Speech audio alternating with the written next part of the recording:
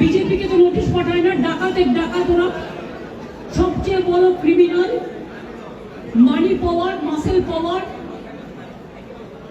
Killer of democracy. যদি কোনো প্রয়োজন থাকতো ইডি, তারা ইনকাম ট্যাক্স থেকে কাগজ নিতেই পারতো। ইলেকশন আসলে ইনকাম ট্যাক্স নোটিশ পাঠায়। আমি মনে করি এটা ক্রাইম।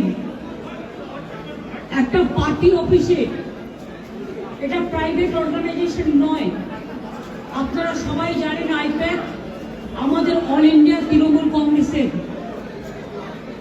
এটা আমাদের অথরাইজড টিম, এবং সেই অথরাইজড টিমের কাছ থেকে সব কাগজ ছিনিয়ে নেওয়া, সব লুট করা, এবং কাগজ টেবিলগুলো পুরো ফাঁকা পড়ে রয়েছে। তার মানে সব কাগজপত্র এবার বলুন আবার নতুন করে তৈরি করতে গেলে ইলেকশন তো পেরিয়ে যাবে। এটা কি ওদের ঠিক হয়েছে? আপনাদের যদি কারো অফিসে ঢুকে, বিশেষ করে আমরা রেজিস্টার্ড পলিটিক্যাল পার্টি, আমরা ইনকাম ট্যাক্স দিই,